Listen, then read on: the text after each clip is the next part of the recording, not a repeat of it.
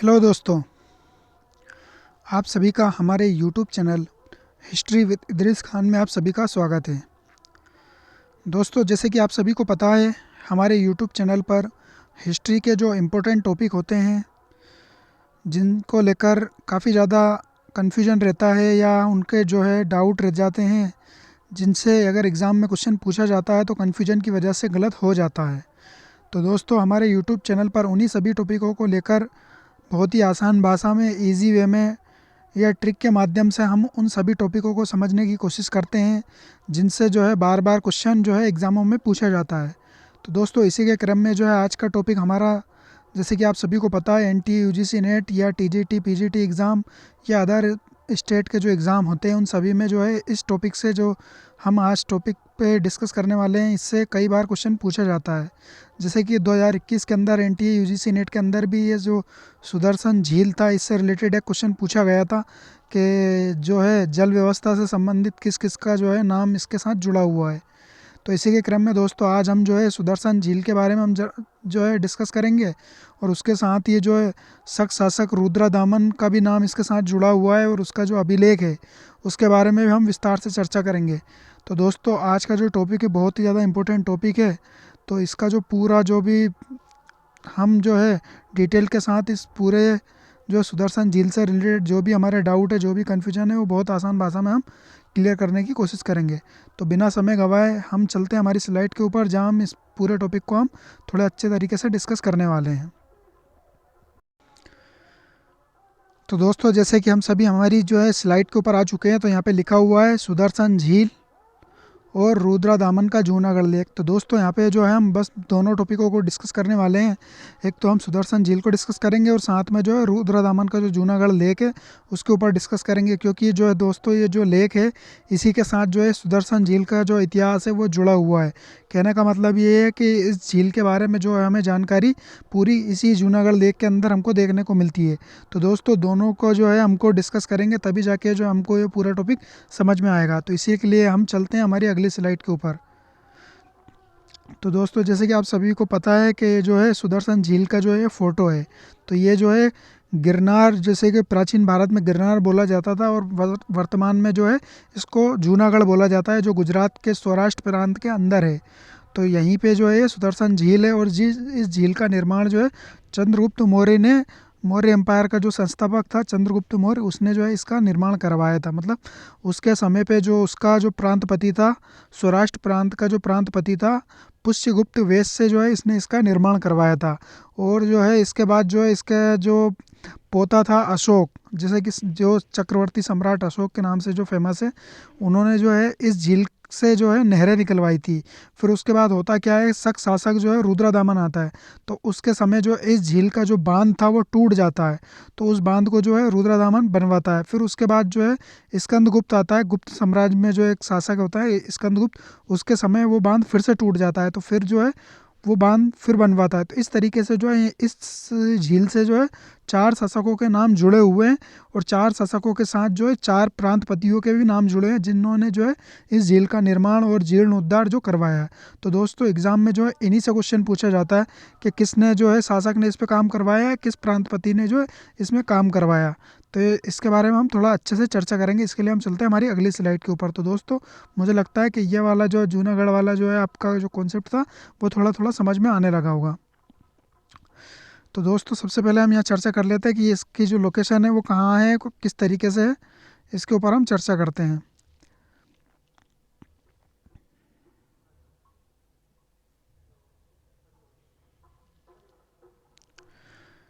जैसे कि आप देख सकते हो कि ये जो इसकी स्थिति है, जो ये कहाँ पे स्थित है, ये सौराष्ट्र प्रांत के जो गिरनार, जैसे कि गिरनार जो है इसका पुराना नाम है, और वर्तमान में इसको जूनागढ़ बोला जाता है, तो वहाँ पे ये लोकेशन इसकी है।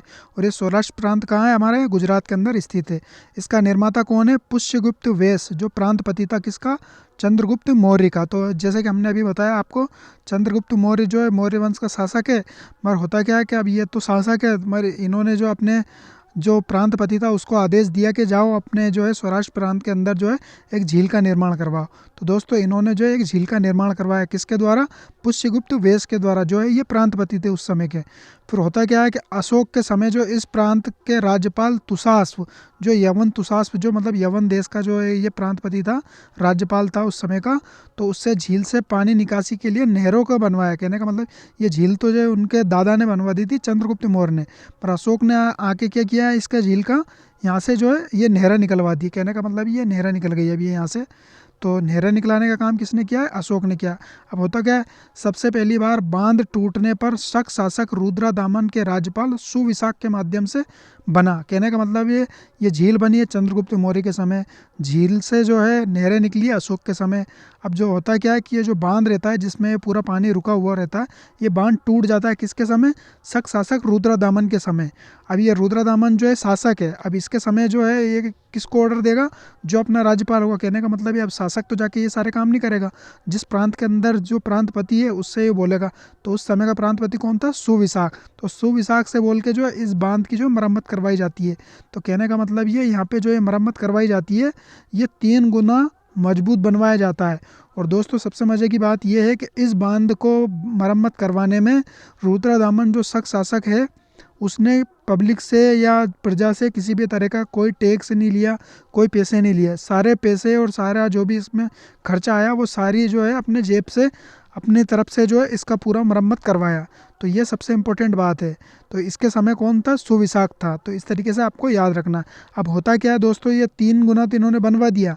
फिर उसके बाद होता क्या है कि जब गुप्त शासक का जो शासन काल आता है स्कंदगुप्त का, उसके समय जो है फिर से बांध टूट जाता है। तो दोस्तों फिर से बांध जब टूट जाता है, जैसे कि यहाँ पे लिखा हुआ है गुप्त शासक स्कंदगुप्त के समय ये बांध पुनः टूट गया। तो ये दोस्तों जो बांध जो है शक शासक ने बनवाया था वो पुनः टूट जाता है। तो इसकी मरम्मत फिर कौन करवाता है? जो है चंद्रगुप्त, ये जो स्कंदगुप्त जो गुप्त शासक है स्कंदगुप्त, उसके समय जब ये बांध टूटता है तो वो बनवाता है। अब वो क्यों बनवाएगा? तो जब ये बांध टूट गया तो वो किसको ऑर्डर देगा? जो यहाँ का प्रांतपति होगा। तो इसके समय जो प्रांतपति यहाँ का जो कौन था? पर्णदत्त था। और पर्णदत्त के साथ जो उसका पुत्र भी था चक्रपालित, जो है वहाँ का जो है नगर का मतलब मेन अधिकारी था उस समय गिरनार का। तो इस तरीके से जो पर्णदत्त कौन के समय था? स्कंदगुप्त के समय। तो दोस्तों यहाँ से जो है 4 शासकों के नाम जुड़ गए हैं, जैसे कि ये झील बनवा दी है हमारी चंद्रगुप्त मौर्य ने, इसमें से नहरें निकलवा दिए अशोक ने, इसका जो बांध टूट गया वो किसने करवा दिया?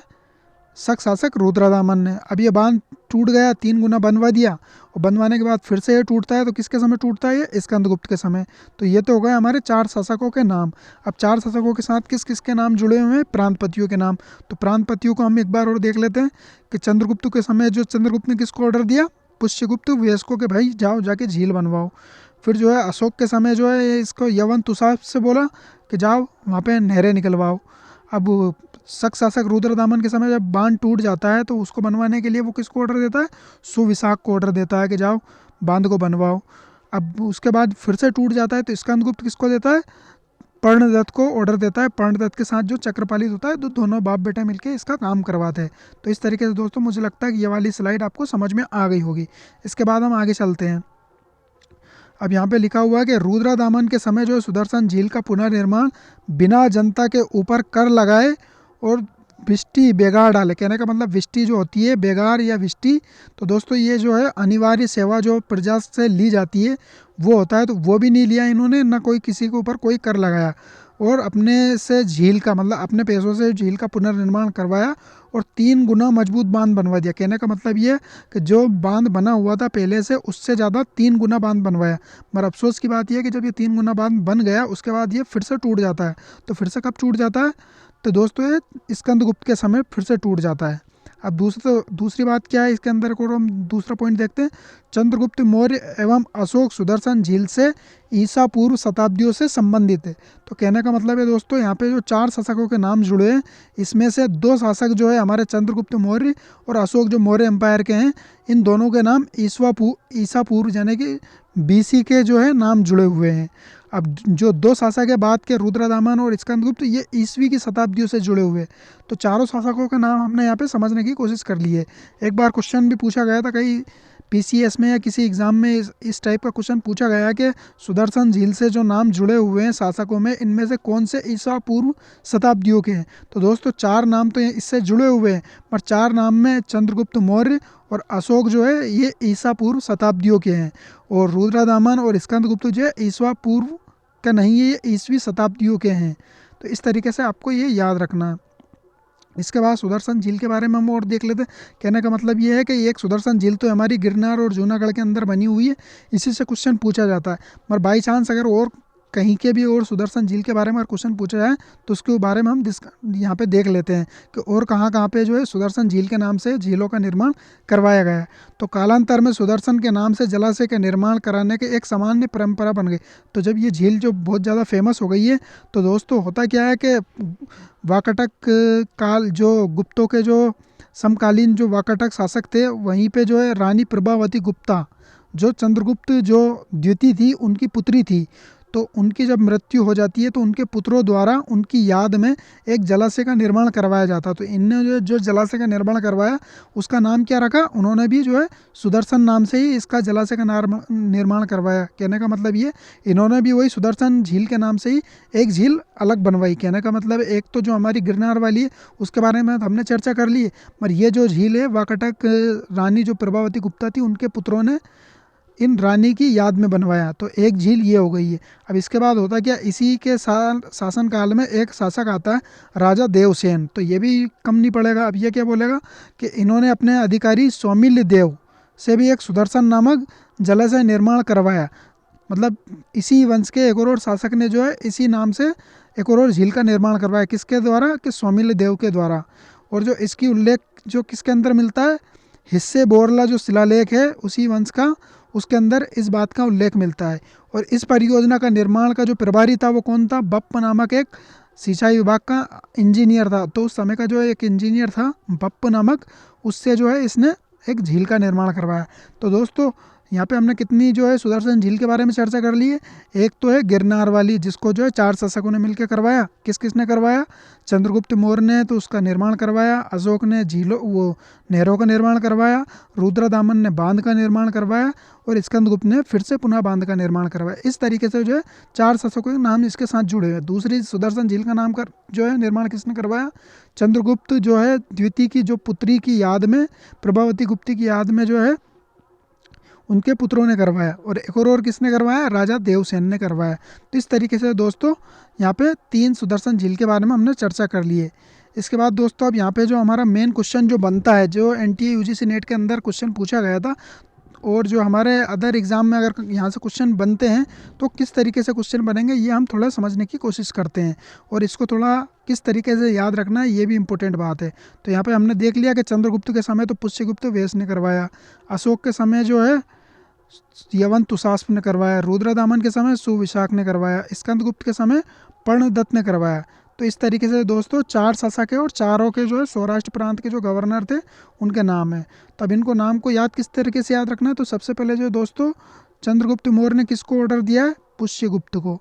तो पुष्यगुप्त में भी गुप्त आ रहा है और चंद्रगुप्त में भी गुप्त आ रहा है। इस तरीके से दोस्तों चंद्रगुप्त पुष्यगुप्त, तो चंद्र और पुष्य दोनों में है जो ये 2.5 अक्षर के जो ये नाम है, चंद्र और पुष्य 2.5 के ही हो गए, फिर गुप्त इसमें भी लगा हुआ और गुप्त इसमें भी लगा हुआ। इस तरीके से आपको ये याद रखना है। और चंद्रगुप्त मौर्य, इस तरीके से दोस्तों कितने नाम आ रहे हैं इसके अंदर, चंद्रगुप्त मौर्य, पुष्य गुप्त वैश्य। तो इस तरीके से आपको याद रह जाए। कहने का मतलब 3 नाम इसके अंदर जुड़े हुए और 3 ही नाम इसके अंदर जुड़े हुए। तो इस तरीके से आपको याद रखना है। अब अशोक के समय जो है यवन तुषास्प।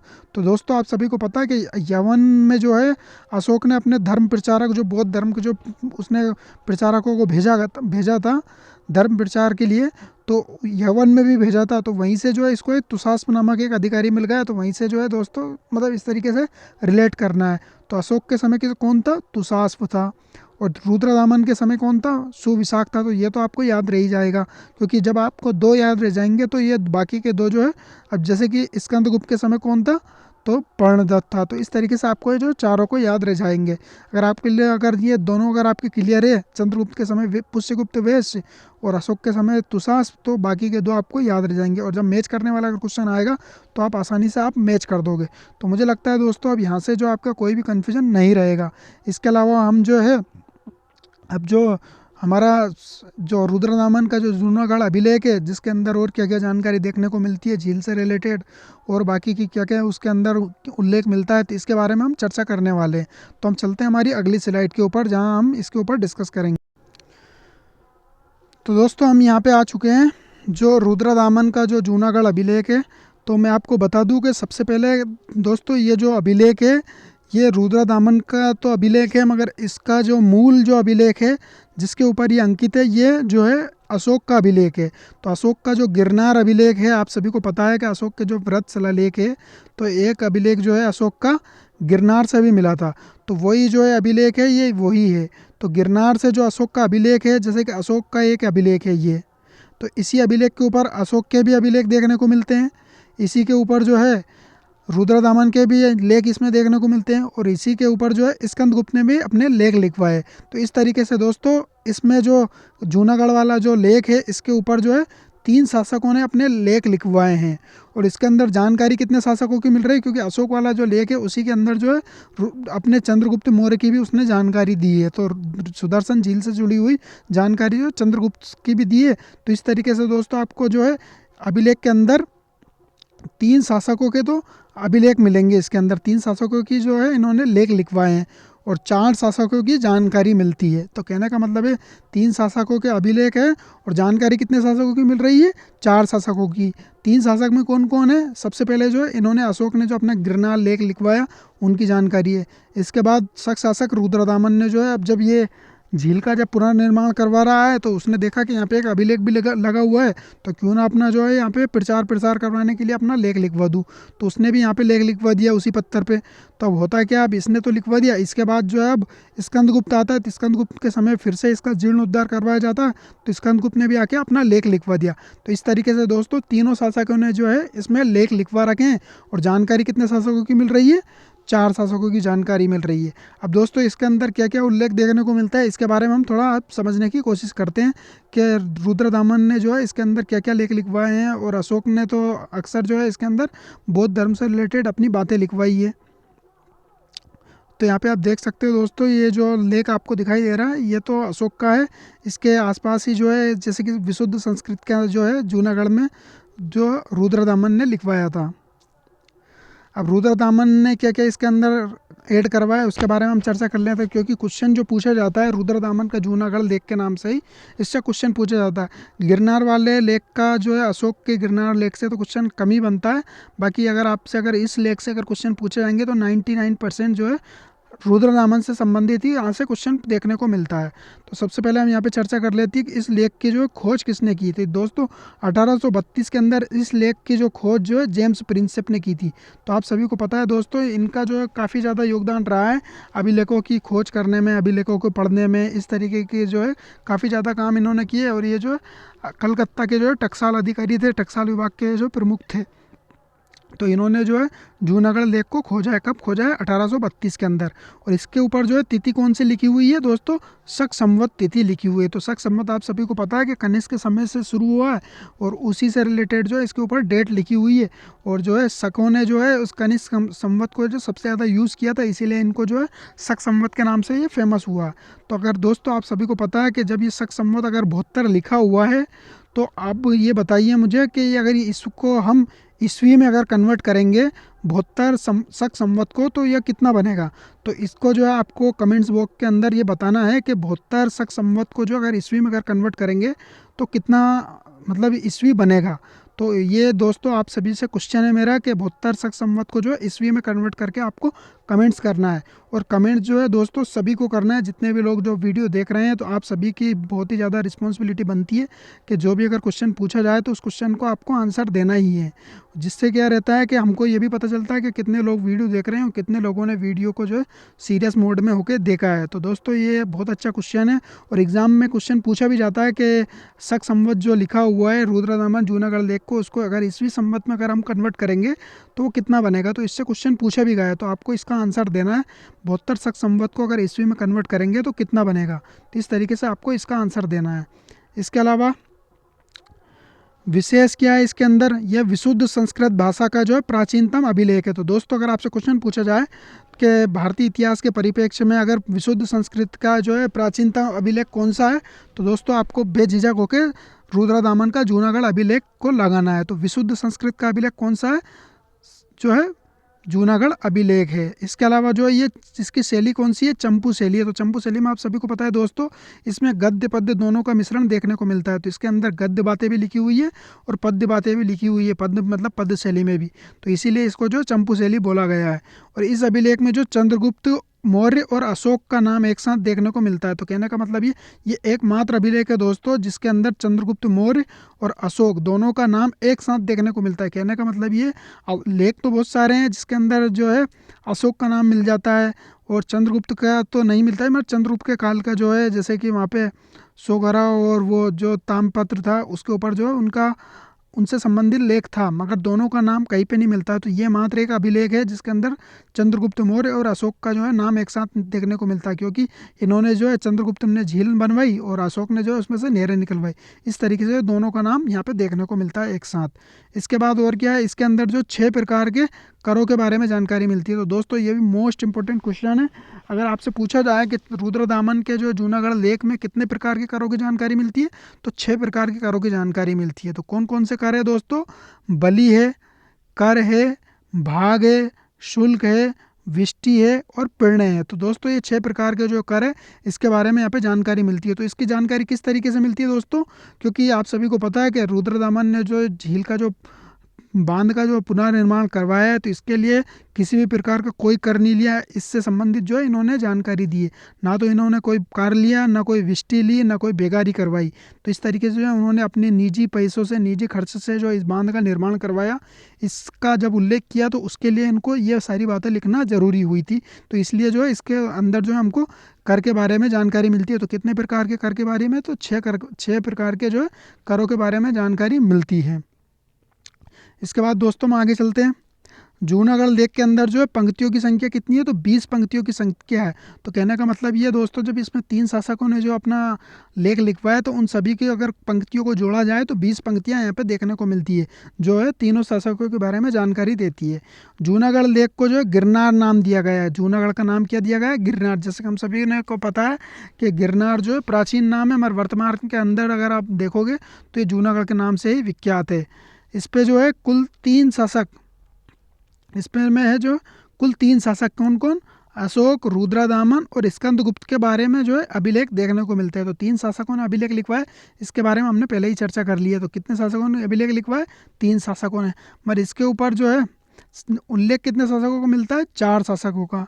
इस लेख में रुद्रदामन द्वारा झील के जो है जीर्ण उद्धार करवाने का उल्लेख मिलता है। तो दोस्तों उसने जो उल्लेख करवाया, किसका करवाया, जीर्ण उद्धार का। और अशोक ने नहरें बनवाई, उसका उल्लेख उसके अंदर देखने को मिल जाता है। इसके अलावा सुदर्शन झील को जो किस तरीके से दोस्तों इसमें जो दरार पड़ी उसके बारे में जो है यहाँ पे पूरी साइज वगैरह ये पूरा बताया गया है। जो 420 या 24 हाथ लंबी, उतनी ही चौड़ी और 75 हाथ गहरी दरार पड़ जाने के कारण, मतलब पूरी साइज बताई गई है।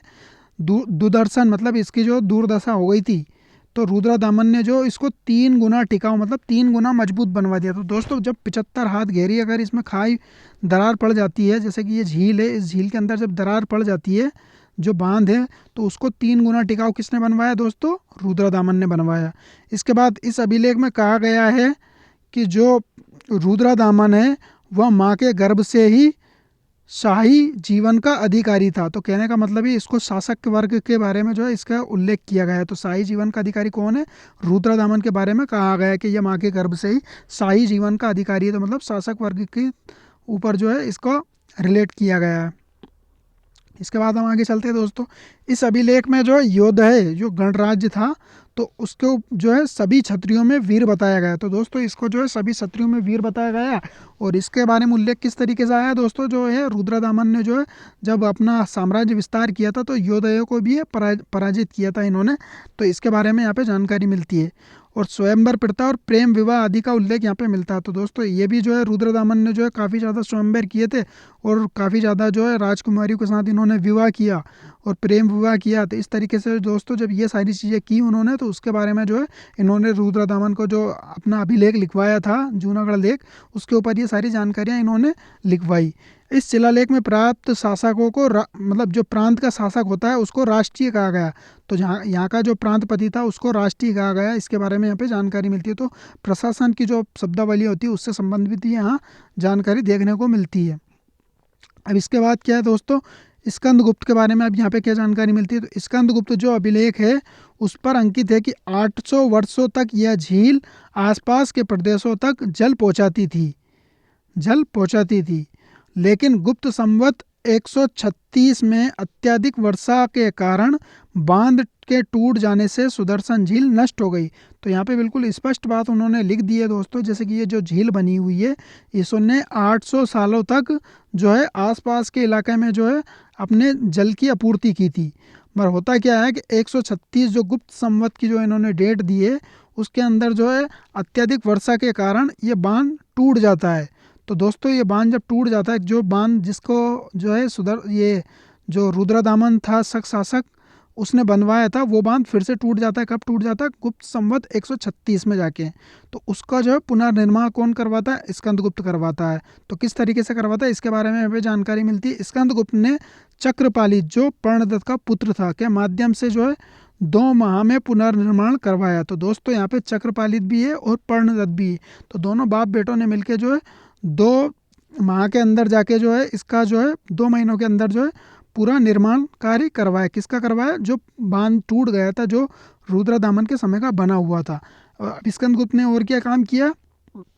और भी कई सारे जो है जीर्णोद्धार के काम किए। जैसे कि इसने अब ये बांध तो बनवा दिया, बट इसने क्या किया? स्कंदगुप्त ने सुदर्शन झील को 100 हाथ लंबी और 68 हाथ चौड़ी और 7 पुरुष के बराबर ऊंची और 200 हाथ गहरी बनवा दिया। तो इसने दोस्तों ये झील जो मतलब इतनी बड़ी थी इसको और बड़ी करवा के और ज़्यादा इसको बड़ा करवा दिया और ज़्यादा इसकी गहराई बढ़वा दी और ज़्यादा इसको मजबूत बनवा दिया। तो किसने बनवाया दोस्तों? स्कंदगुप्त ने बनवाया। तो इसके बारे में जानकारी कहाँ मिलती है?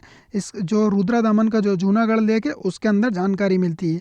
और रुद्रदामन का जूनागढ़ लेक किसका है? मूल रूप से वो अशोक का है। तो अशोक का भी है, उसी के ऊपर रुद्रदामन का भी लेख लिखा हुआ है और उसी के ऊपर जो है स्कंदगुप्त का लेख लिखा हुआ है।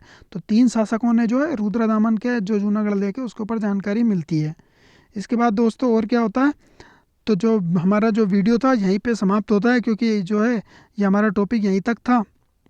तो मुझे लगता है दोस्तों आज के बाद जो है आपका ये दोनों टॉपिक जो थे हमारे रुद्रदामन का जो अभिलेख था और जो सुदर्शन झील का जो इतिहास था उससे रिलेटेड अगर आपसे अगर कोई भी क्वेश्चन पूछा जाए या कोई भी अगर डाउट है तो मुझे नहीं लगता कि आज के बाद जो है आपका कोई भी कन्फ्यूजन यहाँ पे बचने वाला है। अगर फिर भी अगर आपका कोई डाउट है, कोई कन्फ्यूजन है तो कमेंट्स करके बता सकते हो या मैसेज करके बता सकते हो।